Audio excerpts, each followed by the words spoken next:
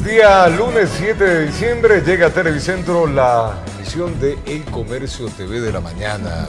¿Cómo estamos? Muy buenos días con todos ustedes, amigos televidentes. Mi querido Robert, estamos ya a las 6:55, todos navideños. Todo navideño. Maurito no aparece en pantalla todavía, pero ya le veo al Maurito que está por ahí. También le mandamos un abrazo del caso. Pues sí, ya comenzamos a vivir luego de haber disfrutado las fiestas de Quito, esta normalidad y anormalidad. Estamos comenzando a sentir las navidades que llegan. Exactamente, ya se siente en todo el país, en todo el mundo, en realidad, estas festividades de Navidad y fin de año. Bueno, ya sabemos que hay que hacerlo con todas las medidas de seguridad y ponerle buena actitud, buena energía. Sin duda, así que les invitamos una hora para revisar qué ha pasado políticamente en este fin de semana de Quito. Movido. Movidito. Bueno, vamos a empezar y les vamos a contar que el fallo del Tribunal Contencioso Electoral a favor del movimiento Fuerza Ecuador, el cual viabiliza la candidatura a asambleísta nacional del expresidente Abdalá Bucaram, causa controversia y expertos electorales y constitucionalistas aseguran que tiene vicios de legalidad. Más de una crítica ha generado la decisión del Tribunal Contencioso Electoral respecto a las listas de asambleístas nacionales del movimiento FE que encabeza Abdalá Bucaram. Por ejemplo, la lectura del constitucionalista Ismael Quintana, el fallo evidencia una confusión de procedimiento, pues explica que no justifica la presencia física de Bucaram durante las primarias cuando su condición legal se lo impedía. Bucaram está con arresto domiciliario, es decir, él no participó de una elección primaria presencial. Entonces se le tuvo que haber exigido la aceptación expresa, indelegable y personalísima a la candidatura. Pero Bucaram no cumplió ni lo uno ni lo otro y no lo hizo en los tiempos reglamentarios. Esto mismo apunta el expresidente del Tribunal Supremo Electoral, Medardo Leas. Lo que hace el Tribunal Contencioso Electoral es viabilizar todas estas candidaturas que no tenían los requisitos legales a efectos de que garantizara el derecho de participación. Pero esto no es ético, no es legal. Y es que manifiestan que esta decisión podría tener consecuencias que no sopesaron, pues con una candidatura en firme, los procesos penales que enfrenta el expresidente Bucaram se congelarían, al menos hasta la proclamación de resultados que podría darse entre marzo y abril del próximo año. Además, él tendría que salir de su arresto domiciliario en total libertad y que, como los procesos penales están suspendidos, no le podrían imponer medidas alternativas a la privación de la libertad. El gran riesgo con esto es que el caballero se pueda fugar del país. Pero la crítica no solo va por esta decisión, sino por otras que ha tomado el Pleno del Tribunal Contencioso y que dicen perjudica a la democracia del país. Porque sí es llamativo que en algunos casos se falle con afecto hacia ciertas organizaciones políticas y en otros casos se sea muy riguroso, ¿no? Y la sociedad toda ha visto que esa actitud ilícita ha provocado una serie de distorsiones. Una de esas distorsiones es el riesgo de retraso en todo el proceso de la campaña electoral, pues hasta la fecha aún no se logran definir las candidaturas para la impresión de las papeletas. Hay un alto riesgo de que nos retrasemos en la impresión de papeletas si no se resuelve en el menor tiempo posible el caso de Álvaro Noboa. Hasta el 15 de diciembre es la fecha tope que ha puesto el Poder Electoral para definir las candidaturas, solamente 2 semanas antes del inicio de la campaña, informó Carolina Basante. La decisión de la población denominada joven millennial y centennial será decisiva para los resultados de las próximas elecciones generales. Este grupo representa el 34% del total de los ecuatorianos habilitados para sufragar. Veamos. Entre los millennials y centennials se unen 2 generaciones. Una de ellas abarca el voto facultativo, a cual pueden acceder los jóvenes de entre 16 y 17 años. Ellos son el 5% del padrón electoral, pero aunque suene poco en porcentaje, sería trascendental, nos explica el experto electoral Daniel González Pérez. Porque estaríamos hablando de que es un sector que podría definir las elecciones del 7 de febrero. Aunque será un reto para las agrupaciones sociales poder captar la atención de esta población caracterizada por la apatía política. En los procesos anteriores de 2009, el ausentismo del voto joven llegó al 35.1% y en 2019 al 20.1%. Sin embargo, las organizaciones políticas, los candidatos, creo que deben enfocar efectivamente dentro de su estrategia de campaña mensajes efectivamente para los jóvenes, de qué propuestas les están dando como jóvenes, temas de seguridad, temas laborales, temas de educación, ¿no? Al voto joven también se suman en abundancia los de aquellos que están entre los 18 y 29 años, que están obligados a sufragar. En ambas generaciones los expertos ven como una ventaja la oportunidad para los grupos políticos el acceso a la tecnología, Usted conoce la juventud, pues tiene su teléfono, tiene su computador, está más permanentemente conectado con redes sociales, con un sinnúmero de parámetros de comunicación. Entonces, eso por un lado es positivo por cuanto podrá conocer a sus candidatos. Sin embargo, esta misma oportunidad tiene sus riesgos, apuntan. Redes sociales, que ahí está todo lo que es y no es, efectivamente podría tener alguna distorsión. El diseño de las campañas inteligentes y las propuestas que sean la respuesta a las necesidades de estos sectores serán fundamentales para poder captar estos votos indispensables, que jugarán un rol protagónico en los comicios de 2021, informó Carolina Basante. Nos vamos a una pausa comercial. Al retornar les contamos que la actual administración de la empresa pública Petroecuador aclaró que no ha mantenido ninguna relación comercial con la compañía Vitol, que es investigada por corrupción. Ya regresamos con esta información y más.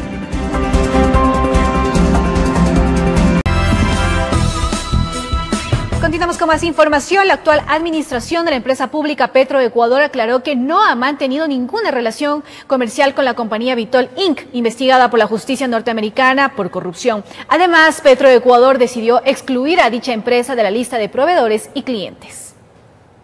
Luego del escándalo de corrupción que salpica a Petroecuador por el vínculo con la compañía Vitol, en la mira de la justicia norteamericana, la empresa pública ecuatoriana emitió un comunicado en el que esclarece las últimas relaciones comerciales con Vitol, asegurando que estas transacciones internacionales de hidrocarburos se realizaron a través de concursos evitando intermediarios.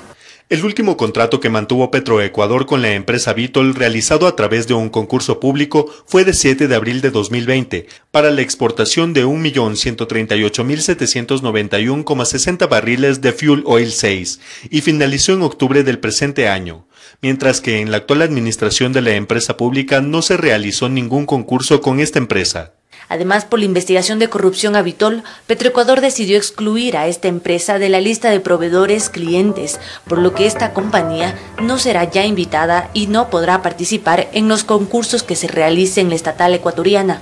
Vitol Inc., un trader que es parte del grupo de empresas de energía más grande del mundo, estaría envuelto en un esquema de sobornos develado por el Departamento de Justicia de los Estados Unidos. La compañía reconoció el presunto pago de $870,000 a 2 altos funcionarios ecuatorianos para que estos ayudaran a obtener contratos en el país. Uno de los trabajadores sería de Petroecuador y otro del Ministerio de Energía, informó Carolina Basante. Y en el marco del gabinete ampliado desarrollado el pasado viernes en el Museo de la Ciudad, el primer mandatario se refirió a la inversión del gobierno hacia la capital de la República. Así también, temas de seguridad y económicos fueron abordados por funcionarios del Estado. En este gabinete ampliado, además de los ministros de Estado, participó el alcalde de Quito, Jorge Yunda. Muchas gracias por la invitación y siempre a seguir trabajando. Usted ha manifestado una gran realidad, señor presidente. Nosotros somos pasajeros, pero queda la institucionalidad y la posibilidad de haber servido a nuestra querida ciudad en este caso. En el contexto, el primer mandatario se dio oportunidad de recordar lo que el gobierno nacional ha destinado en recursos para la capital de la República. En 42 meses de gestión se han destinado 8.347 millones de dólares a Quito. Aclaró que eso significa en promedio 200 millones de dólares mensuales para obras y proyectos. No dejó de lado el apoyo del gobierno para el metro de Quito. Gracias a la garantía soberana del gobierno, el municipio recibió 632 millones de dólares de organismos internacionales.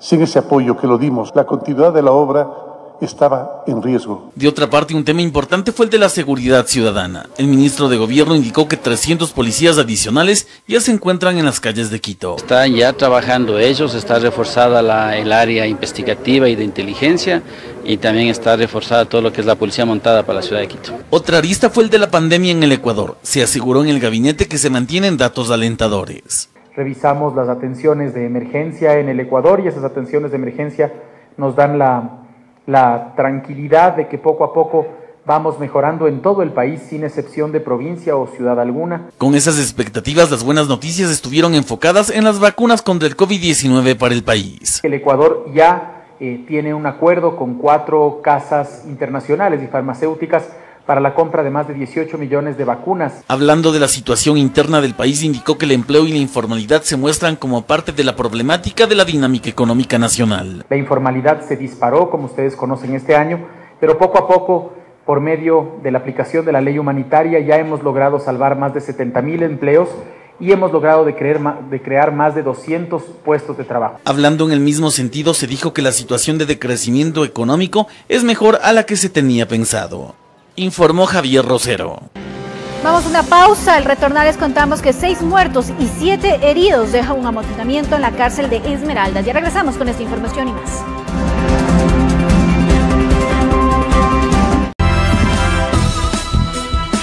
Gracias por seguir en nuestra sintonía. La acusación por lavado de activos contra el concejal de Quito, Eddie Sánchez, y varios familiares por inconsistencia en movimientos financieros y adquisición de bienes inmuebles por $1.800.000 podría caerse, una vez que el abogado Felipe Rodríguez denunció que el informe de la UAFE tendría fallas de tipeo.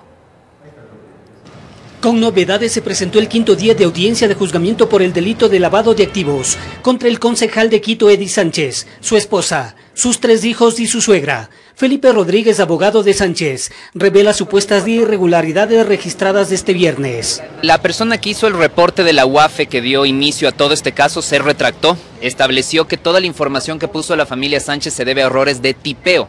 Puso ceros donde no iban ceros y quitó ceros donde evidentemente iban ceros, lo cual ha determinado que todas las cifras hayan sido mal sumadas. En el tribunal hicimos la suma nuevamente frente al testigo y el testigo tuvo que aceptar que ni las cifras coinciden, que ni las cifras son reales. Con esto, Rodríguez espera que la Fiscalía retire la acusación. ¿Y con esto se cae el proceso? Con esto se cae el proceso porque todo el expediente está sustentado en la información de la UAFE. Es decir, los peritajes financieros contables se hicieron sobre las cifras del informe de la UAFE.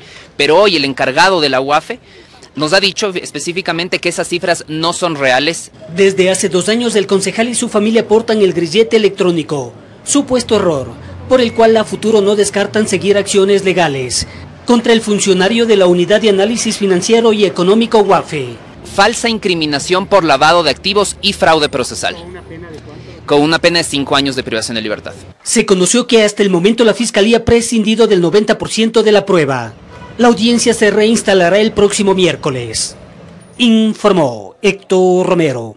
Niegan prisión preventiva y dictan medidas cautelares a sospechosos de un supuesto caso de corrupción en el Hospital de Infectología de Guayaquil. La Fiscalía les acusa de tráfico de influencias y revisa documentación de la adquisición de insumos médicos por $300.000. Veamos.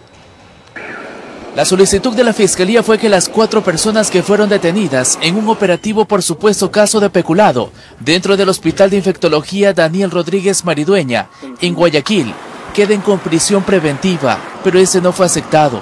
El juez en la audiencia de formulación de cargos decidió iniciar la instrucción fiscal y al mismo tiempo las envió a sus casas. Se notificó que no podrán salir del país, además que usarán grillete electrónico y estarán bajo arresto domiciliario. A las funcionarias se las investiga por un contrato de $300.000, que no fue cancelado pero que había arribado al sanatorio parte del pedido, que comprendía en kits de aseo, también de toallas húmedas, toallas de papel, mascarillas N95 y mascarillas quirúrgicas, entre otros insumos médicos en grandes cantidades, cuyo proveedor habría presentado supuestos certificados falsos de 3 distribuidoras de medicamentos. Referente a unos insumos médicos que fueron adquiridos por la gerente del Hospital de Infectología de esta ciudad de Guayaquil, con una persona natural en donde existen ciertas anomalías. El 50% fue entregado pero no fue cancelado. Y por eso presuntamente el acuerdo entre las 2 partes culminó. Ahora se abrió una indagación por supuesto tráfico de influencias. Ellas se dedicaban a laborar en la comisión técnica del sanatorio. 2 funcionarias más de alto rango de este hospital no fueron encontradas. Nosotros no somos dueños. Amigos y colegas de las que la Fiscalía las considera sospechosas, realizaron un plantón fuera del sitio donde se habrían cometido estas irregularidades, en la cual ellos no tienen ninguna implicación de la compra de medicamentos e insumos. Lo que se está pasando es que se está lesionando la honra. Se presume que hay más personas implicadas en ese caso, que encendió las alertas en la Fiscalía General del Estado por un contrato que fue firmado y también dado de baja en los primeros meses de la pandemia, informó Charlie Pisa. La cúpula militar, que está encabezada por los comandantes de la Fuerza Terrestre, Fuerza Naval y la Fuerza Aérea, fue renovada por el presidente de la República, Lenín Moreno. Según el ministro de Defensa, el nuevo alto mando militar continuará con los objetivos para fortalecer la institución. En concreto, el comandante general del ejército desde ahora será el general de brigada Washington Puñay, el comandante general de la Fuerza Aérea, el brigadier general Gustavo Agama, mientras que el contraalmirante Rafael Poveda pasa a ser el comandante general de la Fuerza Naval. Estos cambios obedecen a las leyes y a la decisión del señor presidente de la República para que haya la suficiente continuidad en las misiones que se vienen cumpliendo en las Fuerzas Armadas y en beneficio de la defensa y de la seguridad nacional. Esto no significa que antes no se haya hecho lo expuesto y que por lo tanto se decidió cambiar la alta cúpula militar. Al contrario, la designación obedece a un tema de plazos de ejecución del mando enmarcado en la Constitución y la ley. El señor almirante Darwin Jarrín de la Fuerza Naval y de la Fuerza Aérea Mauricio Campuzano cumplieron 2 años en el cumplimiento de sus funciones. De tal manera que esto exige que se dé cumplimiento a las normas establecidas en la Constitución y las leyes que rigen a las Fuerzas Armadas y a la Defensa Nacional. De ahí que esta es la evaluación que hace el ministro de Defensa de la saliente cúpula militar. Una trayectoria, un cumplimiento de funciones extraordinario, diríamos un brillante desempeño. Han fortalecido a las instituciones a las que ejercieron su comando. Esto marca un derrotero extraordinario para que haya continuidad tanto en la Fuerza Terrestre, en la Fuerza Naval y en la Fuerza Aérea. El alto mando militar fue cambiado por decisión del presidente Lenín Moreno mediante los decretos ejecutivos 1198, 1199 y 1200, en base al artículo 147 de la Constitución de la República. Informó Javier Rosero. Y a través de varios proyectos para la Amazonía ecuatoriana se busca la conservación permanente de los bosques tropicales, así como la garantía de derechos para los pueblos de nacionalidades de la región. Veamos. Con el fin de mejoras para los pueblos y territorios de la Amazonía, además de la implementación de proyectos en defensa de los bosques tropicales, se dio a conocer la iniciativa Terra Más, por la lucha contra la deforestación de la cuenca amazónica. A pesar de ser un país pequeño demográficamente y geográficamente, tiene una multidiversidad muy grande y para nosotros es fundamental poder hacer este tipo de controles y sobre todo poder trabajar en función a cuidar estos bosques.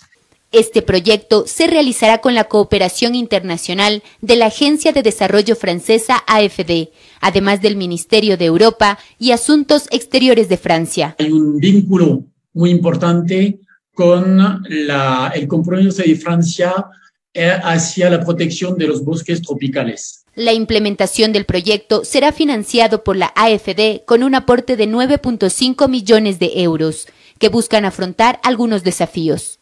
Para la activista Belén Páez existen muchos más que no son considerados. Estos fondos sirven para el fortalecimiento de la institución pública, de las políticas, del Ministerio de Ambiente, de los funcionarios, de las leyes, pero no necesariamente todo este financiamiento se está canalizando en proyectos que estén marcando respuestas reales al mejoramiento de la vida de las comunidades en toda la Amazonía. Esto sumado a las múltiples denuncias de deforestación indiscriminada e ilegal, que según Páez en este tiempo de pandemia no tuvo respuesta. No ha podido tener ningún control, ni vigilancia, ni acompañamiento en estos procesos que no solamente traen deforestación ilegal, pero también conflictos sociales, e incluso se habla de mafias organizadas. Proyectos que buscan en simultáneo mejoras ambientales y garantía de derechos a las 14 nacionalidades y pueblos indígenas del Ecuador, informó Caterine Aguirre. Este martes 8 de diciembre, Ecuador firmará con Estados Unidos el acuerdo de primera fase con el cual se agilitarán los procesos de intercambio comercial con miras a un tratado más amplio.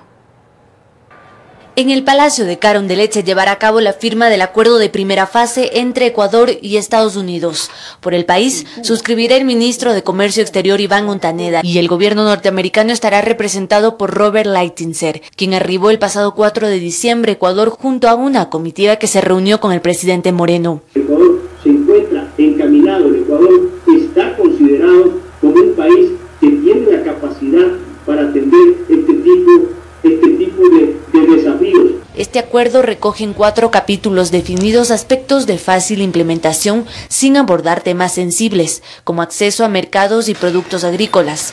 Las materias están establecidas. Primero, las facilidades para el comercio internacional. Este ámbito tiene relación con la eliminación de las trabas de intercambio comercial, la sistematización de los requisitos aduaneros, simplificación de procesos, reducción y modernización de trámites. El segundo capítulo se relaciona a las buenas prácticas regulatorias. Aquí se abordará la transparencia en materia aduanera, regulaciones de operaciones ambientales y otras medidas vinculadas a lo productivo y comercial, incluso en temas jurídicos. En otro capítulo se tratarán los beneficios para las MIPYMES, que será importante para que este sector obtenga facilidades de negociación con base a la reducción y simplificación de procesos aduaneros para potenciar el intercambio comercial. Y finalmente, el cuarto capítulo trata sobre la lucha anticorrupción en el comercio internacional, a través del cual se buscará fortalecer y automatizar los mecanismos de control y vigilancia para garantizar un intercambio justo y seguro. Este acuerdo de primera fase encamina a Ecuador a un tratado comercial integral con Estados Unidos. Mientras tanto, este instrumento será implementado por la Oficina de Comercio de la Presidencia de este país, por lo cual no necesitará autorización de su Congreso. Informó Carolina Basante. Qué lindo es mi calle García Moreno, 1870. Qué lindo es mi Quito con sus cielitos llenos de estrellas. Por eso yo grito junto con ella, lindo es mi Quito. Calle García Moreno, también conocida como de las 7 Cruces. Y es que Quito es una ciudad llena de cultura e historia. Uno de los lugares más representativos de la capital se encuentra en Guápulo, lugar donde se construyó, si usted no sabía, la primera iglesia mariana de nuestro país. Veamos.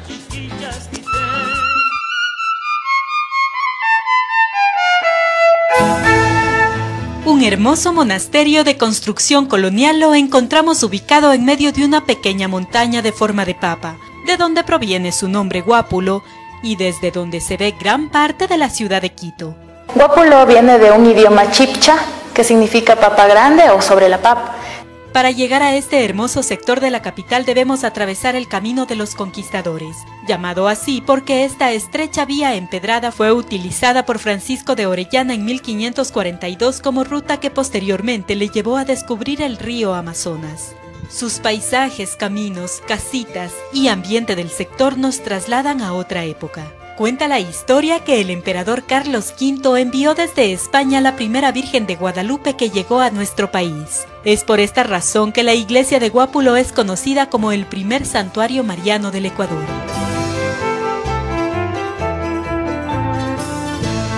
La hermosa capilla, que tiene la forma de una cruz latina, fue levantada con piedras volcánicas.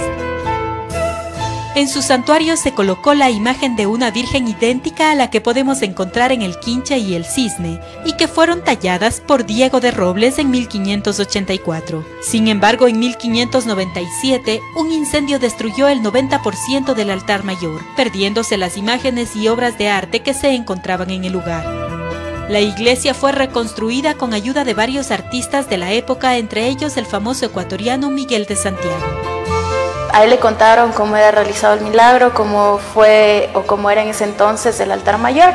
Está utilizado más del 90% con la técnica del pan de oro. Su estructura se identifica a lo lejos por su fachada, que conjuga un neoclásico sencillo con un original campanario de 2 cuerpos superpuestos, mientras que en su interior invaluables obras de arte decoran sus altas paredes y cúpulas. Estilos arabesco, barroco, riberesco o neoclásico es fácil distinguir en los detalles y pinturas. Quito es una ciudad mágica y en cada uno de sus rincones podemos encontrar arte, historias únicas y por supuesto lugares fantásticos. Es por esto que la capital es considerada Patrimonio Cultural de la Humanidad. Informó Sara Naranjo.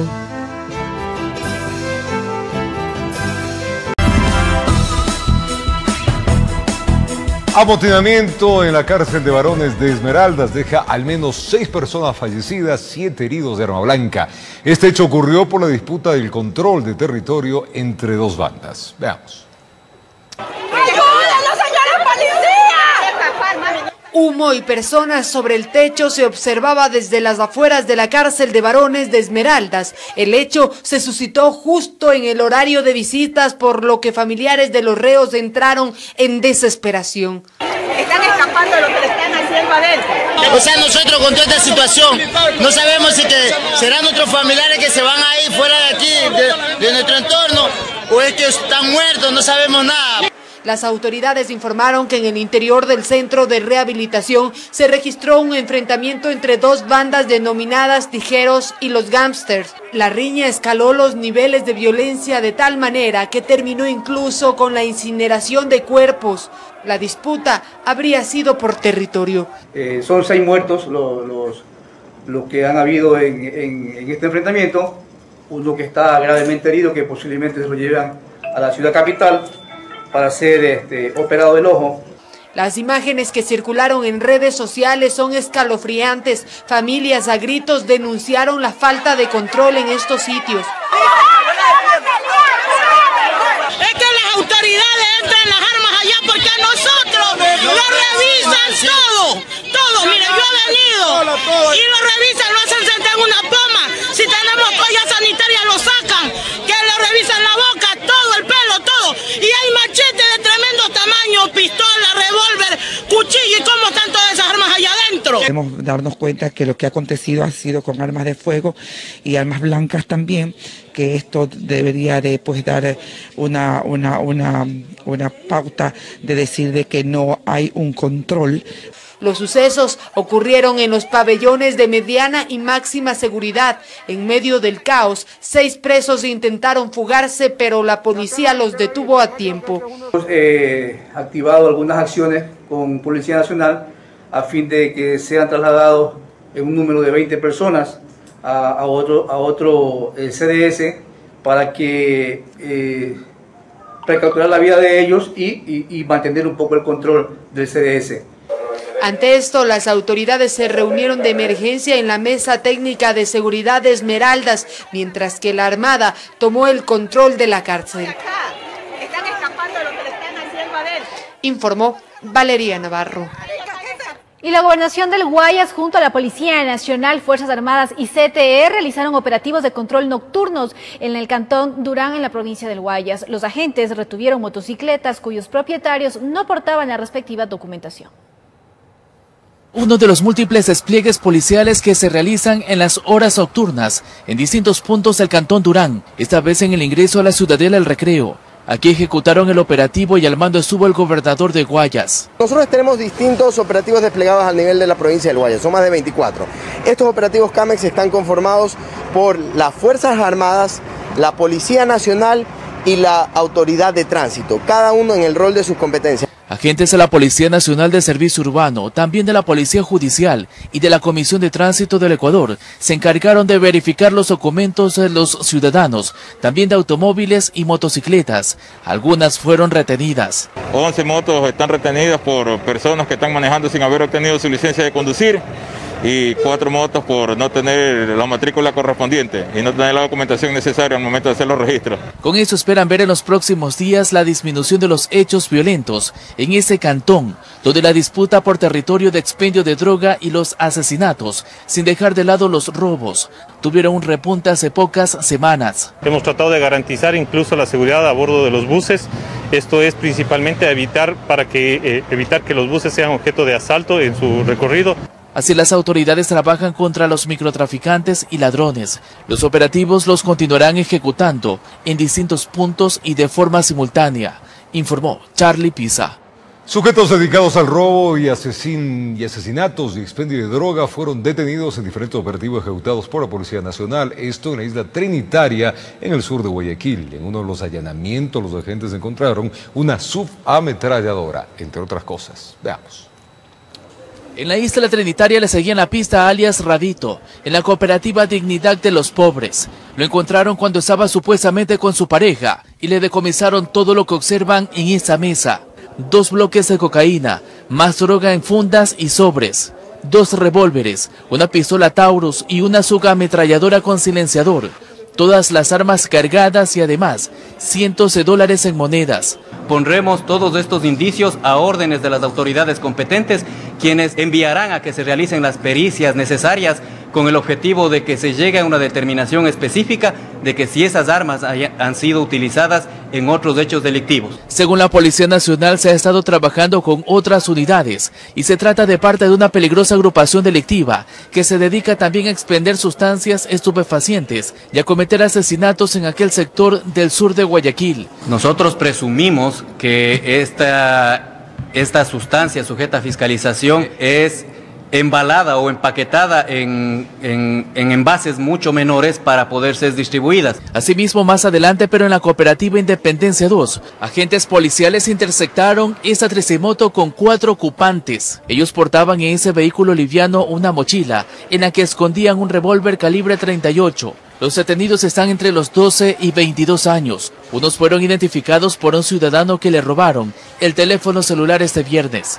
Desde el día de ayer nosotros estábamos pendientes con nuestras unidades y se logró la concreción de este objetivo de sacar de las calles o aprender a estos 4 ciudadanos y retirar esa arma de fuego el día de hoy. Uno de estos ciudadanos efectivamente tiene en su pasado judicial un antecedente por intimidación. 2 fuertes golpes a la delincuencia y al tráfico de drogas en ese sector de la urbe porteña. La policía se encuentra trabajando para capturar a otros integrantes de estas bandas, que como ven portan armas de fuego hasta de grueso calibre, informó Charlie Pisa. Y un caso de suplantación de identidad en redes sociales se registró en Guayaquil. El perjudicado asegura que se hicieron pasar por él para pedir dinero a sus familiares, por lo que puso la denuncia en la fiscalía. Se encontraba en medio de un paseo familiar cuando en menos de una hora, al menos 5 personas entre familiares y amigos lo llamaron para preguntarle si en su casa todo estaba bien, lo cual le resultó muy extraño. Me dicen, no, porque me acaban de escribir de una cuenta con tu perfil, con tus nombres, diciéndome que tu hijo está grave en el hospital, que necesita oxígeno urgente y que por favor le preste dinero para poder salvar a su hijo, a mi hijo. Le digo, no, para nada, le digo, en absoluto, estando con mis hijos y mi familia paseando. La cifra que pedían era de al menos $300. El estafador incluso le escribió a su progenitora, indicando pues, hola, dice, buenas tardes, ¿cómo estás?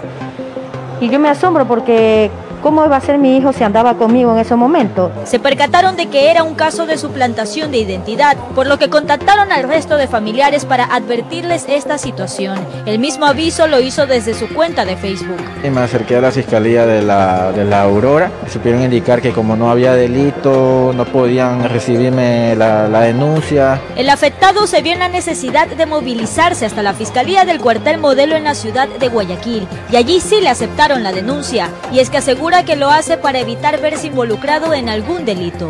Por lo general la ciudadanía cuando recibe esta clase de eventos pues borra, bloquea, y eso es lo que no deben de realizar, ya que se borra la evidencia digital. Lo que siempre recomendamos es de que mantengan activas los mensajes, las cuentas, hasta poder nosotros digitalizar y evidenciar. Para los familiares y amigos del perjudicado, la clave para no caer en la estafa fue ponerse en contacto con él. Yo les pido y hago un llamado a las personas que cuando suceda esto, por favor, comuníquese inmediatamente con la familia para que puedan cerciorarse si es así o no es así. No estén haciendo ninguna transacción, no estén depositando nada. Y es así como las redes sociales también son usadas como una vía para delinquir, informó Celeste Dueñas.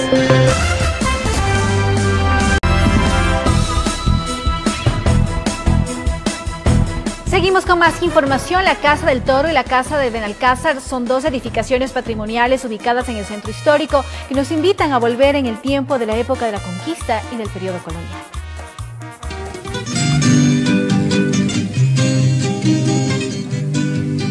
La placa en la calle Olmedo del casco colonial revela al personaje que marcó un antes y después en la Carita de Dios, su fundador. Parte de la reseña histórica de la ciudad se encuentra detrás de los muros de esta edificación remodelada. Marco Cañar nos recibe para redescubrir la Casa del Toro. Se dice y se afirma de que perteneció al conquistador Sebastián de Benalcázar. Al parecer no llegó él a habitar la casa, puesto que su espíritu aventurero y de conquista lo llevó a Colombia. Contrariamente a lo que podría creerse, no se trata de la Casa 1028 relacionada con la leyenda de Bella Aurora. El nombre se debe a la escena mítica de la pelea entre Hércules y el Toro de Creta, una escultura en madera policromada del año 1760, imagen que fue instalada por un religioso que pasó a ser dueño de la propiedad. El rabo del toro tenía que ser un rabo natural. De hecho, hasta ahora se conserva esa costumbre, esa tradición. Recorrer los pasillos sin duda nos llama más la atención del asentamiento original del Quito español. Marco guarda con mucha emoción una fotografía de cómo era en sus inicios la Casa del Toro. Aquí en este lugar y se comete el primer ajusticiamiento social, de un levantamiento contra el rey. Esta casa fue construida en el año de 1540 aproximadamente, en uno de los primeros solares o tierras de la ciudad, que fue entregada a los conquistadores, formando así el primer núcleo urbano de Quito. Pues se decide reestructurar casi completamente la forma original de la casa. A pocos metros se encuentra la denominada Casa de Benalcázar. Cada espacio guarda acontecimientos de la época. Aún se conserva un cuarto que dicen los entendidos: nacieron las ideas libertarias, conocida como el lugar de la Casa de la Inquisición, por el año 1540. Luego del tiempo, esta casa se convirtió en una casa privada. Aquí vivían familias nobles de España principalmente. También se dice que era la Casa de la Inquisición, entonces aquí hay un ambiente como misterioso, si se puede decir así. Su estructura está remodelada, pero aún se observa barandales de madera tallada, detalle casi ornamental, pues se busca evitar el ingreso del frío hacia el interior de la casa, que alberga a la Escuela de Arte Quiteño. Saber que seguimos manteniendo la tradición de siglos pasados es algo muy impresionante. La casa de 2 plantas con balcones y su tradicional patio central es parte de la arquitectura colonial. Hay que ser muy observador porque en cada espacio hay varias obras de arte y una particular placa que dice: Doña Concha Escudero de Egas fue la última dueña del lugar. Estas 2 edificaciones son parte de un rincón de Quito y de su patrimonio que nos invitan a volver en el tiempo, informó Priscila Cadena. Y claro, de esas tenemos algunas que son realmente patrimoniales y hermosísimas y que guardan la historia de nuestro Quito colonial. El ponche, en cambio, es un delicioso dulce tradicional. Yo creo que a todos los quiteños, de una u otra manera, nos encanta. Su historia, en cambio, amigos queridos, se remonta de más de 100 años en el tiempo. Y quien pues no ha mirado en las calles del centro, en esa carita de Dios, lo vemos y no podemos resistirlo a degustar esta deliciosa espuma llena de sabor. Un poquito de la historia, veamos.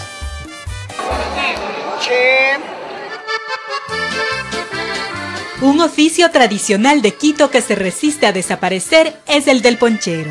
Su historia nace antes de 1900 con origen criollo y algo de raíces europeas. Es de Quito el ponche y tradicional, 118 años de vida dice que tiene el ponche. Este riquísimo dulce espumoso empezó a venderse en las más tradicionales calles de Quito y por supuesto no podía faltar en las fiestas. Vestidos con su delantal y sombrero blanco que los identifica. Quienes se dedican a esta sacrificada actividad preparan este tradicional manjar con varias horas de anticipación. Inician la noche anterior. La deliciosa mezcla lleva entre sus ingredientes leche, huevos, maicena, azúcar, canela y por supuesto malta de cebada. Una vez lista, la preparación es colocada en un tanque metálico que es cerrado a presión, lo que permite que el delicioso dulce salga a través de una llave en forma de espuma. Jorge Sáez es uno de los poncheros que no quiere que se pierda la tradición.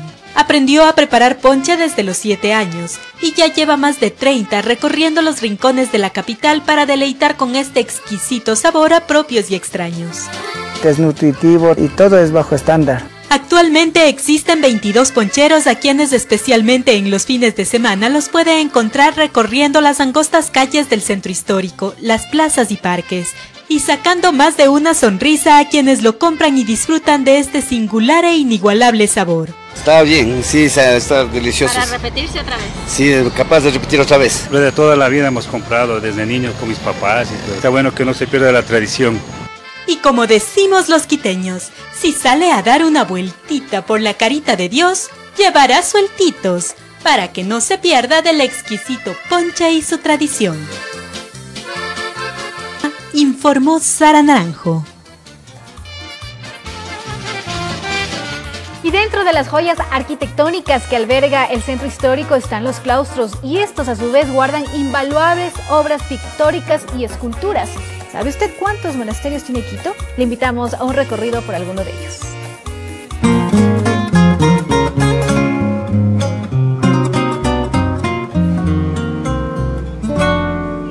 Ubicado entre las calles Venezuela y Olmedo en el centro de la capital, está el Monasterio del Carmen de la Santísima Trinidad.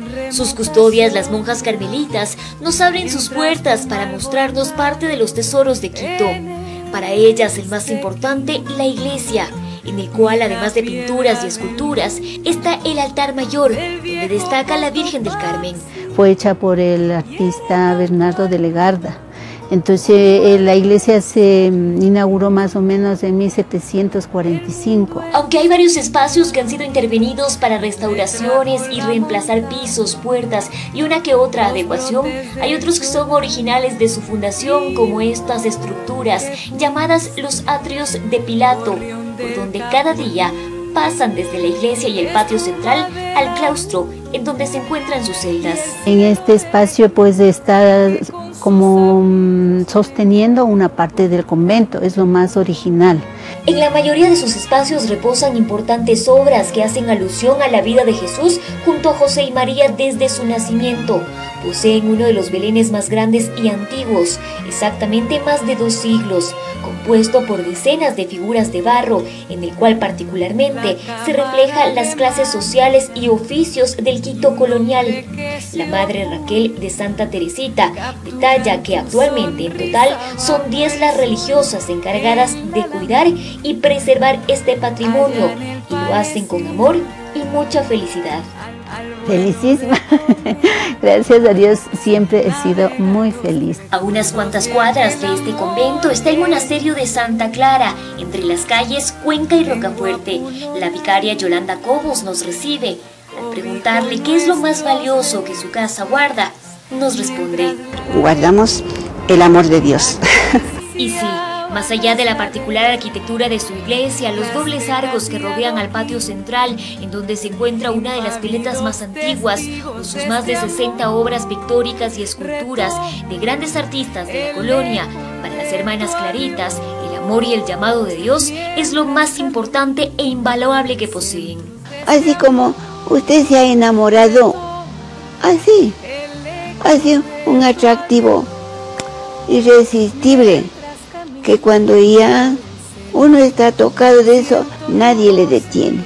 Ha sido maravilloso de seguirle a mi esposo, que él es el que nunca me traiciona, es el amigo más fiel. Son 2 de los 5 conventos que alberga celosamente el centro histórico por más de 4 siglos.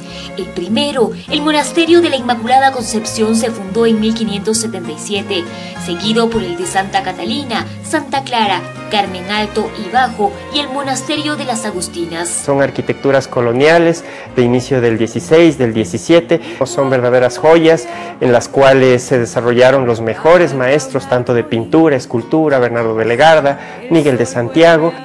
Quito es de las pocas ciudades en la cual sus monasterios de claustro están vigentes y habitados por las religiosas, quienes conservan intacto este patrimonio cultural e inmaterial.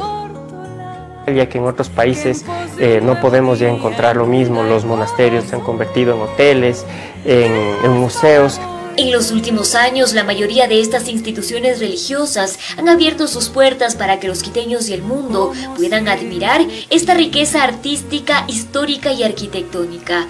Con cámaras de Omar Flores, informó Adriana Rojas.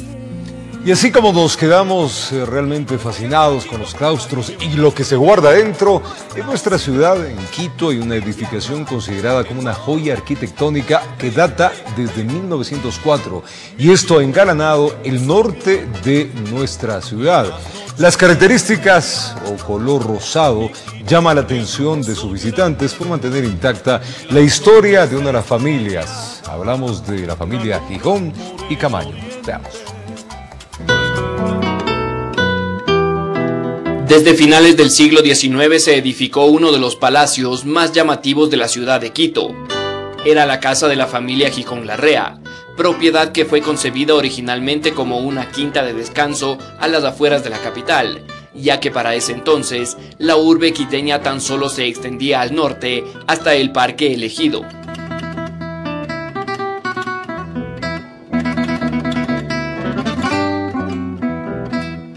En medio de un bosque y prado propio de la ruralidad de la época, una edificación rosada empezó a ganarse las miradas de toda la población de la Carita de Dios. Era el Palacio de la Circasiana, llamada así por doña Dolores, esposa de Manuel Gijón Larrea, quien se basó en un mito ruso que consideraba a las mujeres de la localidad de Circasiana como las más bellas del planeta. Fue construida por el arquitecto prusiano Frank Smith. Con un estilo neoclásico, fue edificada en un principio como una casa de 3 pisos de uso personal y familiar, pero cuando pasó a la administración de Jacinto Gijón y Camaño, en 1919, se extendió con varios salones sociales, una piscina, una cochera y edificaciones adyacentes. Su interior permanece intacto pese al paso del tiempo. Los dormitorios principales fueron decorados con papel tapiz francés, vidrios, cortinas y tapices europeos. 2 grandes salones daban la bienvenida a los visitantes externos de la familia. En el Salón Colorado, nombrado así por el color rojo de sus paredes, recibía a sus amistades políticas. Otra de las estancias que podemos encontrar es el Salón del Artesonado. Este se caracteriza por su techo tallado en madera de cedro y parquet del mismo tipo. La sala que representa la intelectualidad de don Jacinto Gijón es la de los escudos, nombrada así porque en su interior se encuentran los escudos representativos de la familia, los cuales, basados en un estudio genealógico, don Jacinto determinó que no solo era una familia opulenta de la capital, sino que también tenían un linaje español. Su frente es resguardado por 2 leones de latón pintados de dorado, mientras que en la otra cara de la casa nos reciben 4 esculturas de la mitología griega que representan a las 4 estaciones. Su interior fue celosamente custodiado por un arco considerado como una obra arquitectónica, y este fue levantado a modo del Arco del Triunfo. Varios son los secretos que nos guarda la casa de la Circasiana, donde el pasar del tiempo no parece toparla. Ubicada actualmente en el norte de la capital, se mantiene incolume su belleza y magnificencia ante el pasar de sus visitantes. Informó Mauricio Sánchez.